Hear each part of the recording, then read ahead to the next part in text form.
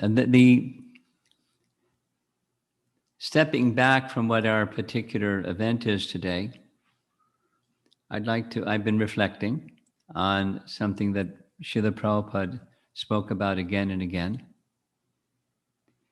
and that is the distinction between human life and animal or lower forms of life is the acceptance of some form of religion or acknowledgement of the existence of a creator and our dependence upon that creator and some procedures that we follow to be in our relationship in a mood of gratitude and service to our creator,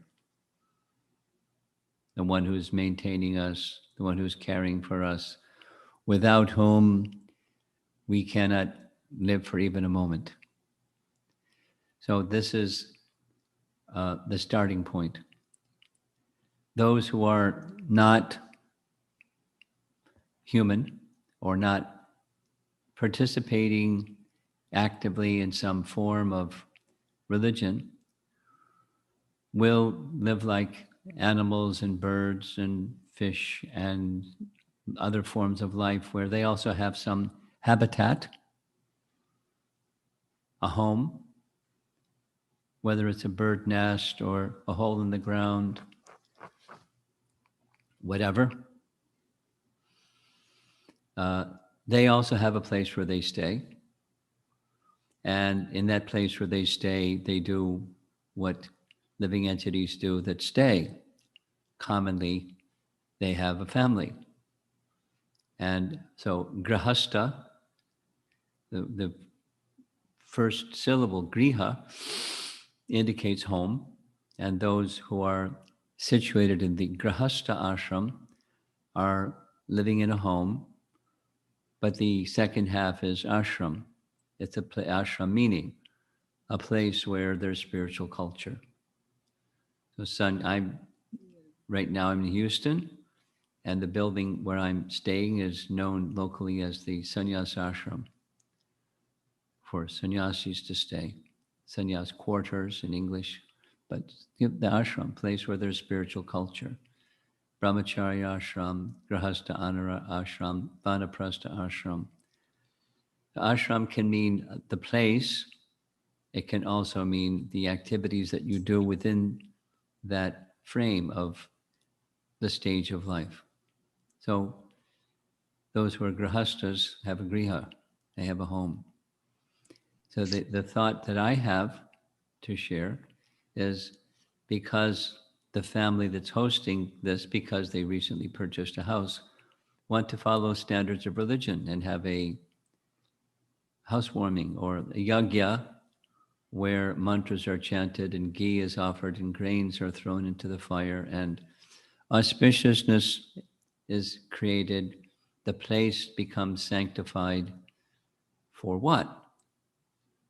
Now, the religion without the for what part is beginning, but it's incomplete. The for what part is so that our lives, husband, wife, and children, family, can be dedicated to the service to the creator of the house and the universe and the air that we breathe and the everything that sustains our life. We dedicate those things in proper, according to different traditions, different ways. We dedicate those things to God's service. I'm just giving a little background on what housewarming means to me. Yat karoshi yadasnasi yat jahosi dadasi yat tapasyasi kaunteya tat kurashva madarpanam. I'm sure you all know that verse from Bhagavad Gita where Krishna is indicating what we're doing. That is, whatever you do, whatever you eat, whatever you offer, etc., it should be offered unto me as a form of worship. Mud arpanam. Mud arpanam is worshiping Krishna. This housewarming is to dedicate the house which means the heart, because the heart, the extension of the heart is the family, and the extension of the family is the house. Dedicate the heart and family and house and paraphernalia, etc., in service to Krishna. This verse of Bhagavad Gita is a very important one. It's karma yoga. It's a prime example of a teaching of karma yoga. What does karma yoga mean? Karma is activity, and yoga is linking with the Supreme. So the dedication of the fruits of one's work. So there's a house. Takes some time to save up enough money and buy a house and some credit from a bank, so you can have a mortgage and you can buy a house. That's the fruits of your work are dedicated to buying the house. That's the karma part. And the yoga part is to be dedicated to Krishna's service. Now that's very nice sounding. And it's a little different than just to say those nice words and to do those nice words. What I mean by that is there's the heart connected with dedicating things to Krishna's service. That's what I want to talk about primarily.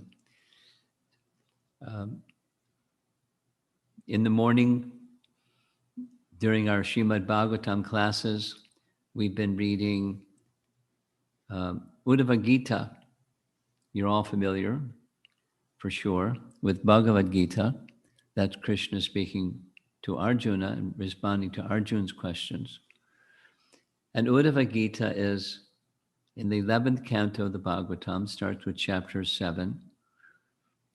And it's Krishna speaking to Uddhava, answering Uddhava's questions. And the section that we've been reading describes the preliminaries to karma yoga.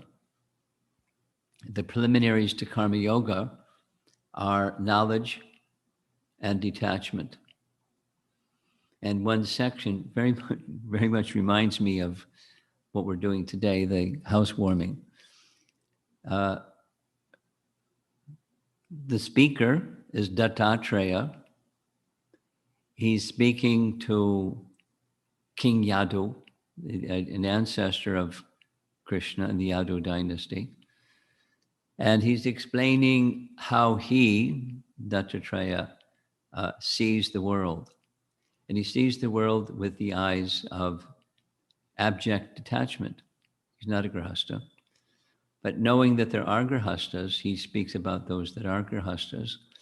And the negative side, without attachment, without detachment, they busy themselves in not the religious practice of housewarming or dedication of the house to Krishna service. They dedicate themselves like a bird builds a nest. They go around and gather twigs, and however they put those twigs together to make a nest, they build a nest. So people in material consciousness act in the same way. In preparing for this, or in anticipation of this class, I was thinking of a situation when I was a high school boy in upstate New York. And there was a really nice family that our family was friends with. And they had a plan to build a stone house. So they had to get special stones that could be fitted together to make a stone house. And it was like a 7-8 year project to gather one stone after the next stone, because they had to be just the right stones to build a stone house. And it was a major project. It's not like get a construction company, an engineer and an architect, and boom, you got a house. So whether it's the modern way of building houses or the more laborious way of building houses, the purpose, what makes that activity of building a house different for a religious person is the housewarming and then the consciousness behind the housewarming. That is literally dedicating the space for Krishna's service. And as householders, there are various ways space can be dedicated to service to Krishna. And one of the essential elements in a Krishna conscious home is the kitchen and the altar, just like a temple. The kitchen, where cooking for Krishna is what goes on in a temple. Now, after the cooking for Krishna is done, it goes to the altar. So in your homes, those who are having the housewarming, some kind of altar, a sacred place that's kept very clean, whether it's pictures or deities or some other method, the offerings to Krishna is made from what was cooked in the kitchen. And then the family takes the prasad that's been offered in the altar or in the temple in your home. These are very clearly Krishna-centered places. And since the family is dependent on eating, their existence of the family is depending upon eating, let that eating be Krishna-centered.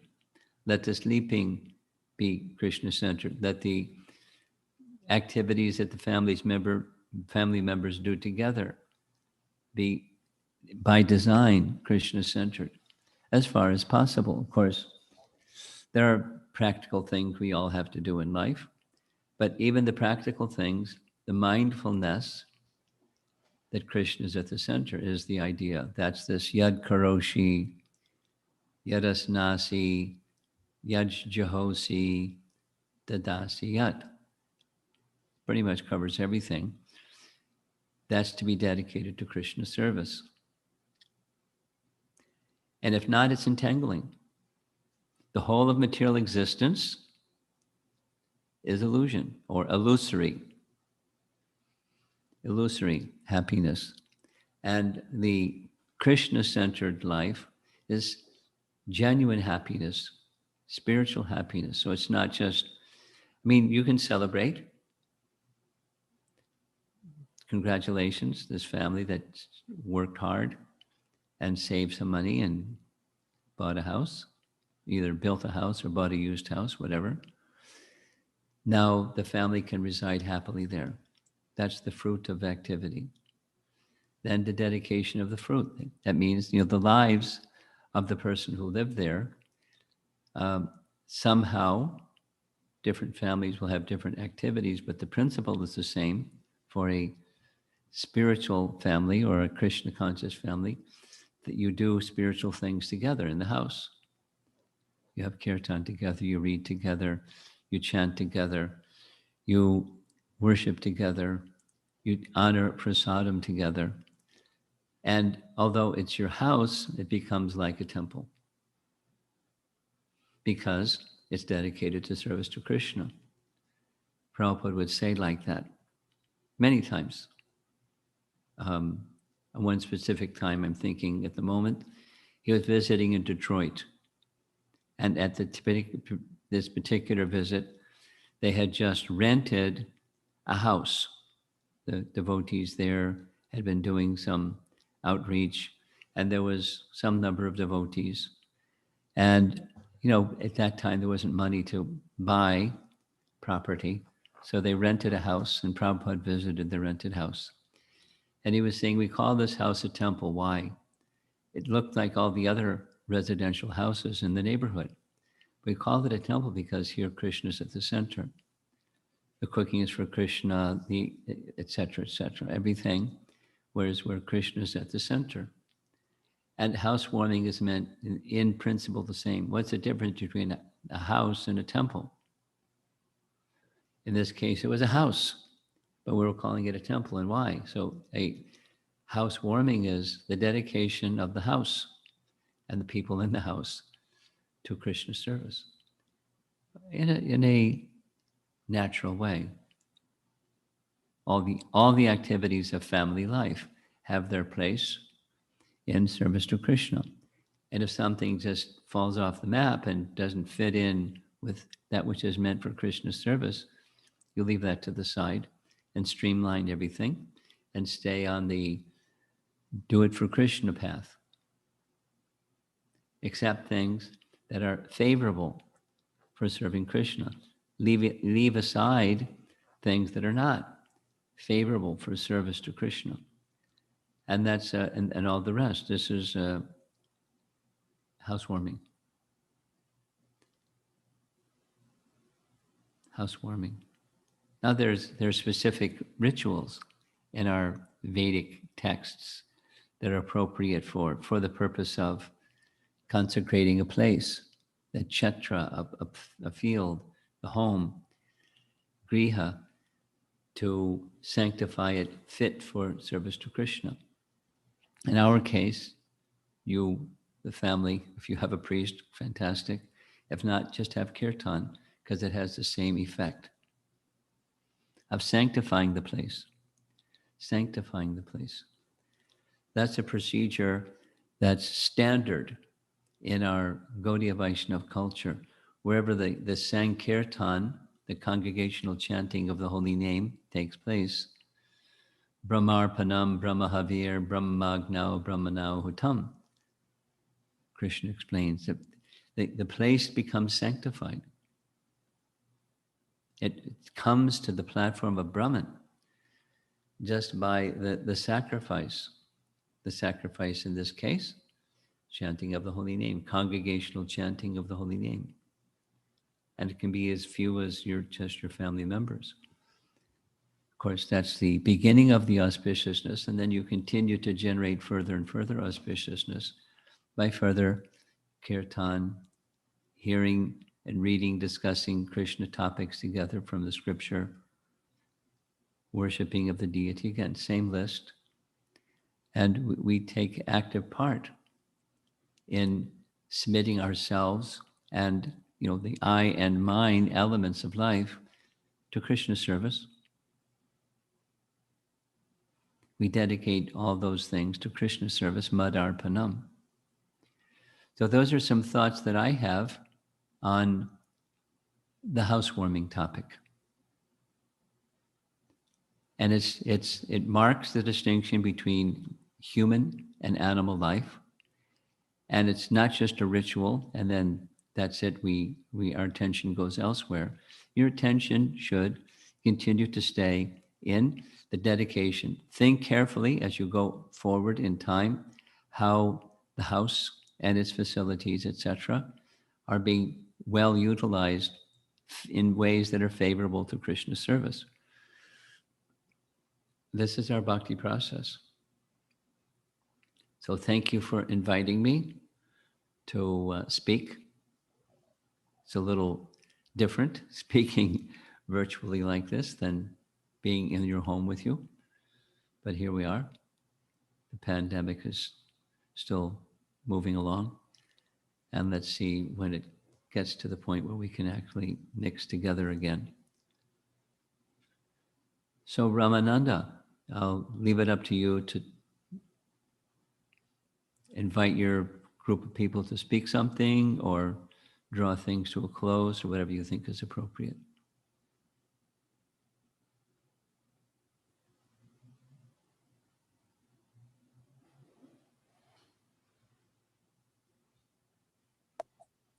Hare Krishna, Guru Maharaj. Hare Krishna.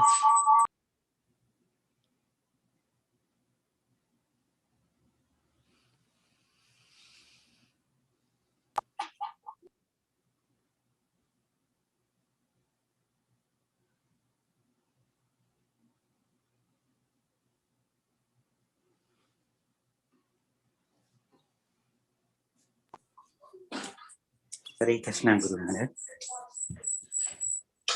I'm here. Thank you so much.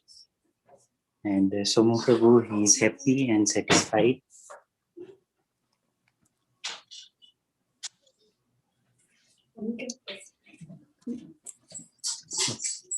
Thank you, Prabhuji. Thank you so much. Hare Krishna. Hare Krishna.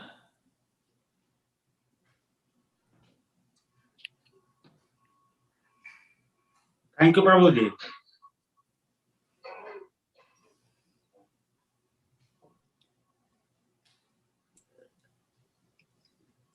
Hare Krishna Maharaj, this is Manish. May I interject a bit? I'm all ears. Maharaj, first of all, thank you for blessing us with your, again, your kindness and the way you are able to spread your blessings on us for the last few weeks. We have been hearing from you a lot, which is wonderful for all of us. I have known our host for this session for about 5 years. He's a wonderful gentleman and a family man. And they have built this house. I had bought this house during COVID time, so it tells a lot. Their karma yoga is working very great. So they're working hard. I wanted to request you to, if you could please highlight, Maharaj, what activities one should perform in their house so that it becomes Krishna conscious, or what activities should we perform in general to stay Krishna conscious in overall things we perform. I thought I spoke about that already. I can say it again second time. No problem. The activities that unite a family in Krishna consciousness, I mentioned specifically as the kitchen and the altar, starts there. The tongue has these two functions, and you use tongues in Grihastha life too. So tasting and vibrating. In the vibrating department, Sankirtan, you can do in your home. And speaking and hearing topics from the scripture, you can do together in the home. And the eating part, the other function of the tongue, tasting Krishna Prasad. So then there's the connection between work and when you go shopping, you spend the money for Krishna, thinking this is whatever I'm purchasing here, it's going to be offered to Krishna, so it should be very nice. Now, if supposing you're not Krishna conscious, you want to purchase things that satisfy the tongue. When you're Krishna conscious, you want to purchase things that will be pleasing for Krishna, fresh, etc., etc., all the criterion that go into purchasing items that are offerable to Krishna. So the fruits of activity offered to purchase things that can be used in Krishna service, saying specifically now about the kitchen, and keeping cleanliness within the kitchen because the cooking is going to be offered to Krishna. So cleanliness is very important in serving and pleasing Krishna. Particularly, I'm mentioning 6 times now, kitchen. And it's a household function. You know, the saying is there, an army travels on its stomach, and so does a family. So the kitchen department is a very important part of what one can do. It's not just what happens in the kitchen, it's before and after. That is, using the fruits of your work to secure things that can be offered to Krishna, cleaning them carefully, preparing them carefully, consciously, making the offerings, and then taking Krishna Prasad. So that means the kitchen and the altar. Someplace where you have a nice, clean, sanctified situation that's sacred within the family. And that's where you take those items that are to be offered, placed before the picture or deity. So those are 2 very core things, that the tongue, the tasting and vibrating part. And the vibrating part takes care of the cultivation of knowledge of Krishna and the heart that becomes pure by chanting the names of Krishna and so forth. And then the work, the work. Prabhupada was a householder in the early days of his bhakti life. So he knew very well from practical experience how life can be molded in such a way that everything is dedicated to Krishna in his service. So what I'm said is very similar to what Prabhupada said. I heard this lecture maybe 50 times. The standard routine for a householder.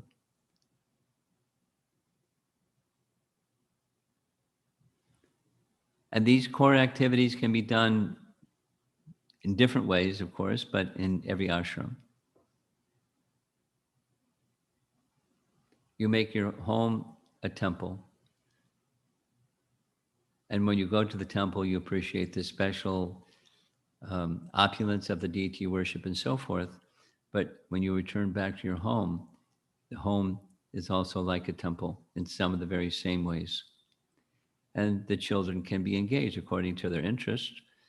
Often children like kirtan, but some kind of deity seva, whatever that might be, changing the water every day or offering an incense stick and offering obeisances before the deity or something that's even quite simple. But, centered on Krishna. Thank you, Guru Maharaj.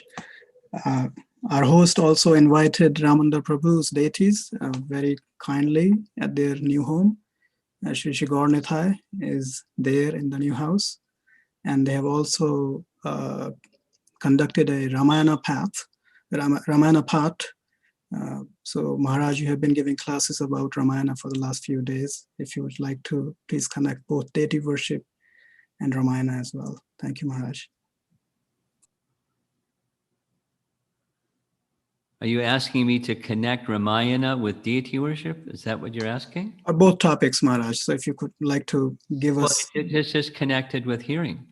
That, the engaging the tongue means engaging the ear and the tongue in vibrating and hearing topics. So it's not just the last few days, it's the last 2 weeks. Every evening, there's been readings from Ramayana and discussion of topics and exploring questions and, inquisitiveness in relation to the Supreme Lord. And that's, suited for the whole family. Children really like Ramayana. And adults really like Ramayana. And it's good for the heart, good for the soul. It's just part of Grihastha life, part of spiritual life, hearing topics of the Supreme Lord.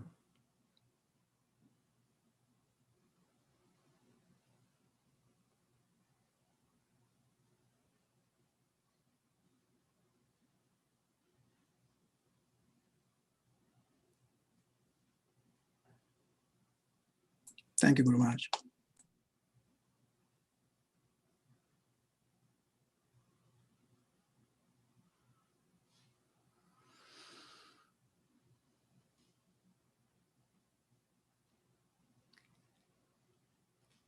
So it seems like we're ready to close. So again, thank you for inviting me. And there will be another class coming up. Maybe Yeah. Ramananda, you can mention that other class coming up, Ishopanishad Text 2. Hare Krishna, Guru Maharaj.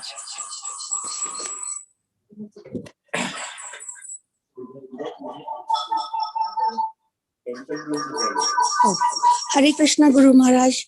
Thank you so much for your blessings. And whenever you come in Connecticut, I definitely want to invite you to my house. And thank you so much for everything. I really appreciate that. Thank you. My I pleasure. feel so blessed. We like to serve the Vaishnavas. That's our life. And you're a Vaishnav. So thank you for allowing some service. It's my happiness. Okay, I'm going to leave this Zoom call and we'll see you again when it's time for the Ishopanishad class. Hare Krishna.